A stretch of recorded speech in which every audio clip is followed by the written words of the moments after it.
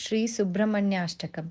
हे स्वामिनाथ करुणाकर दीनबन्धो, श्रीपार्वतीश मुखपङ्कज पद्मबन्धो, श्रीशादिदेव गणपूजितपादपद्मा, वल्लीशनाथ मम देहि करावलम्बम्।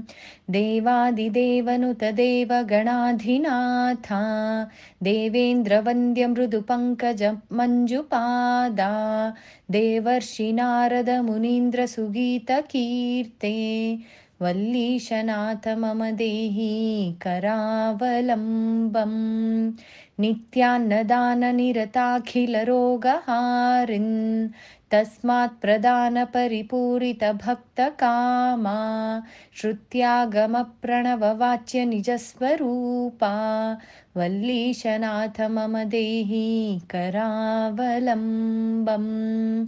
क्रौञ्चासुरेन्द्रपरिखण्डनशक्तिशूला, पाशादिशस्त्रपरिमण्डितदिव्यपाणे, श्रीकुण्डलीशधरतुण्डशिखीन्द्रवाहा, वल्लीशनाथ मम देहि करावलम्बम्।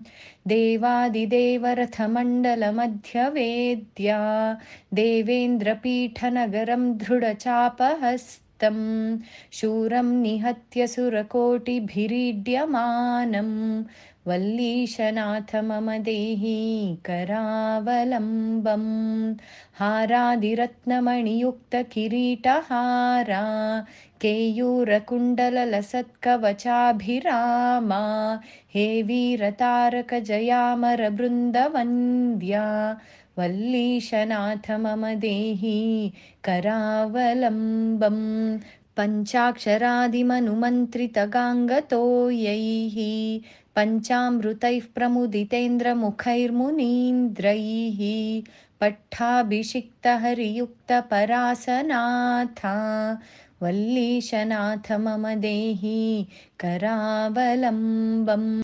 श्रीकार्तिकेयकरुणामृतपूर्णदृष्ट्या, कामादिरोगकलुषीकृतदुष्टचित्तं, सिक्त्वा तु मामवकलाधरकान्तिकान्त्या, वल्लीशनाथ मम देहि करावलम्बम्। सुब्रह्मण्याष्टकं पुण्यं ये पठन्ति द्विजोत्तमाः, ते सर्वे मुक्तिमायान्ति सुब्रह्मण्यप्रसादतः।